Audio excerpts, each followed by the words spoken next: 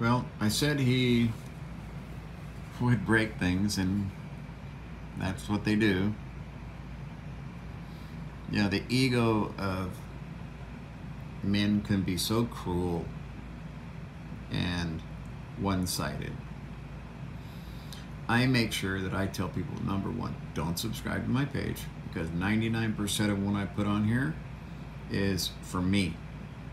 There's another small percentage I put out there for people who are supposed to see it. The rest of it is just therapy. It's the fucking therapy. If you're going to come and comment on my page and you're going to be a dickhead, I'm just going to erase your comment and ban you. I'm not here. I don't have free speech here. I don't care about fair and balanced here. You either would be welcomed in my room right here with us right now, playing games or whatever, a little backgammon, mahjong, whatever, you know what I mean? A little Go, whatever your game is, we've got it.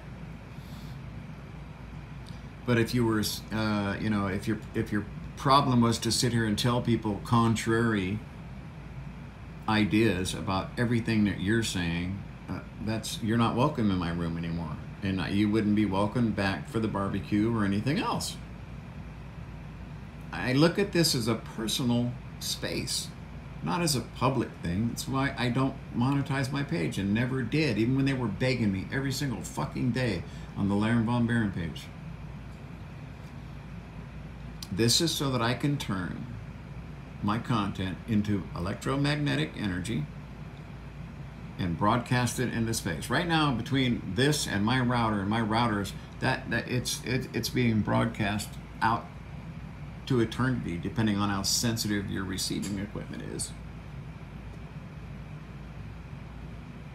But I put my real self out there all the time.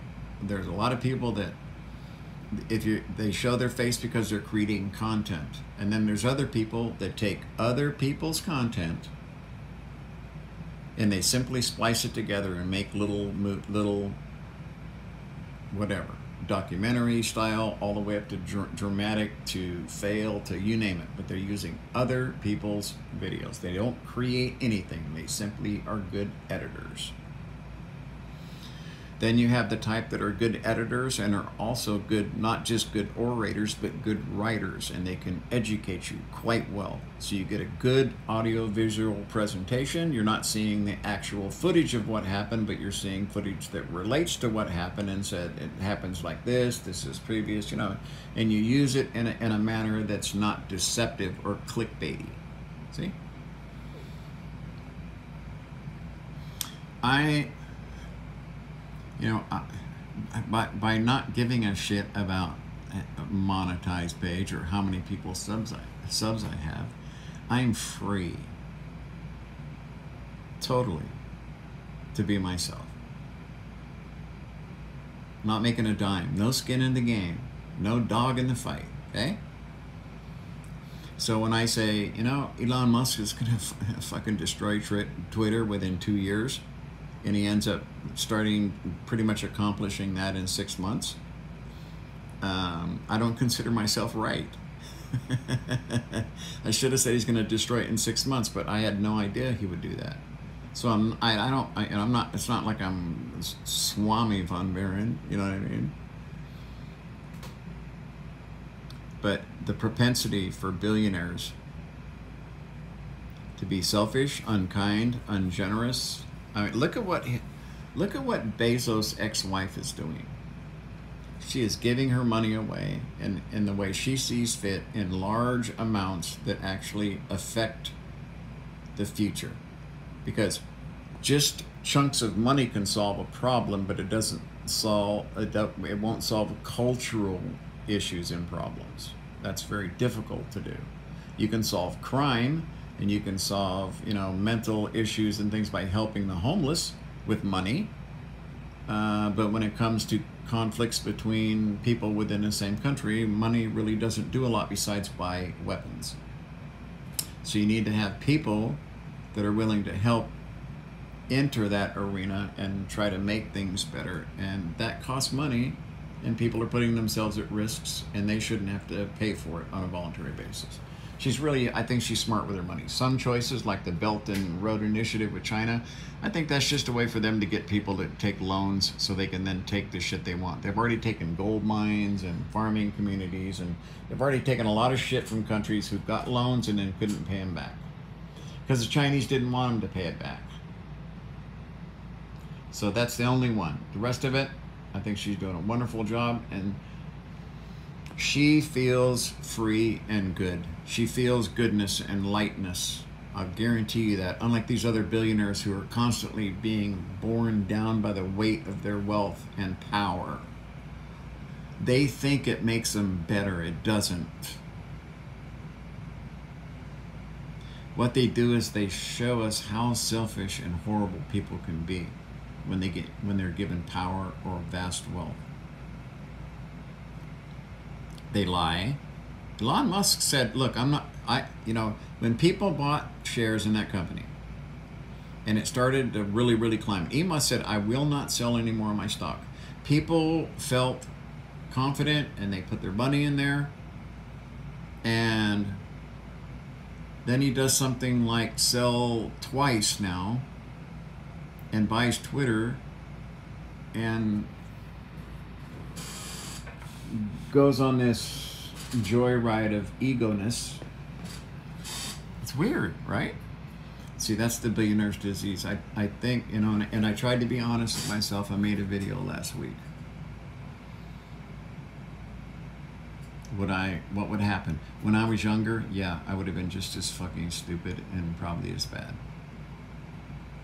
Too soon old and too late smart. My mom had a little plaque over our heater. Not everywhere it went. Too soon old and too late smart. Not to mention wisdom.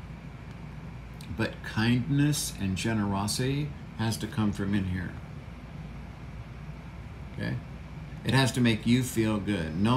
When you know that giving is so much more rewarding and spiritually fulfilling than getting, your soul gets lighter.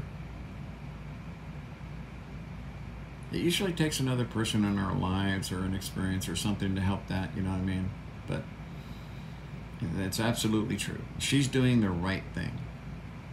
If all of these billionaires did the right thing, not just give their money away to these philanthropic groups that have 25 people on the fucking board of directors that then have 35 people each that work under them, that, you know what I mean? And it's this giant fucking monster that just sucks up money.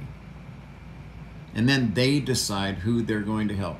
I would rather have an individual make a decision. Because an individual is going to make a different choice than a fucking group of people. I guarantee you that. A righteous individual is for me, would be much better to put in charge than a group of 35 businessmen who make decisions thinking this is where we're going to get the most value from our money, not the most usefulness or the most results. Just looking at value, just like a business, 6 months he's on a tear. Banning reporters is something that Hitler, Mussolini, Trump, if he had an opportunity, he would ban only, OAN and Fox News, and those people would always be welcome, but he would ban anyone who said anything against him. Now, if you're going to want to be that guy, then people have a right.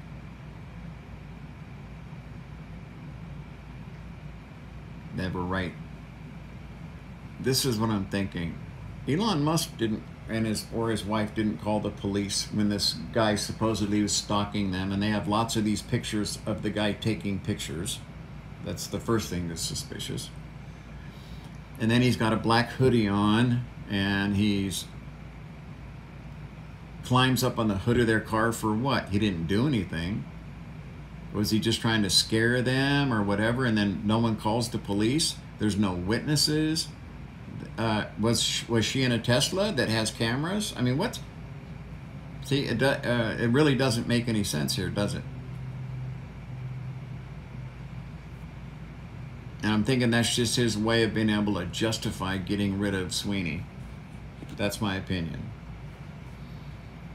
And so now he's going to start using Twitter for his own ego. When you ban reporters in newspapers, Washington Post and shit like that, you're just asking for trouble. Then he did a survey, and it didn't turn out the way he wanted. I think he was kind of shocked. Because you see, his fanboys, the base he thinks he has doesn't fucking exist. Not in the numbers that he thinks it exists. He's got bot farms and fanboys. But in reality, it's the general public who are using the service that are the larger number. That makes sense. If you're going to buy Twitter, then it should be that the larger number is real, and this bot farm and the fanboys are something, an aberration over here that's much less. So he didn't like the results of that. So he ran it again with fewer questions, giving you fewer answers, which I always hate, right? Why did you return this item? Duh, duh, duh, duh, duh. Not it was fucking stolen, or they don't even put other, where you can explain, yeah, you sold me a stolen fucking iPad, Amazon. You sold this woman a tile instead of a fucking iPad. See? Coming from them. The guy that got the shotgun that was stolen, that had a sticker on it from an Amazon fulfillment center that it was shipped through.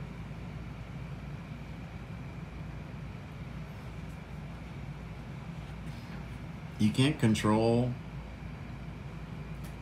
the press. You can't lie, cheat, and steal to make situations into what you want. If it turns out that this guy wasn't real, or was like hired to do that, something of this nature, it'll ruin him forever. Does he not know that? So it better be real, in which case, why didn't they call the police? I don't understand it. Where was his bodyguards? Where was the people that follow behind in the armored SUV to help protect his son? You know he's got protection. You know he's got bodyguards. What the fuck? See, it just doesn't make any sense to me as a logical thinker. So, yep, I was completely wrong. I said I gave him 2 years. But unfortunately, I guess I don't believe in my fellow man enough. That's my fault. I didn't believe that enough righteous people would step forward and go, yeah, fuck it, we're pulling our advertising. I don't care how many customers, we're not going to reach. We're pulling our advertising because it's the right thing to do, because you're a white supremacist and you're bringing that whole thing forward and depress anything that doesn't agree with that.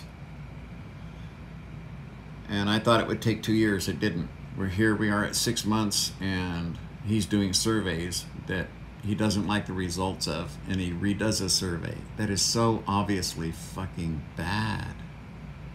So I feel sorry for all those Tesla share owners who he said he wouldn't sell anymore, and he sold more, and stock continues to fucking lose price, and that affects people.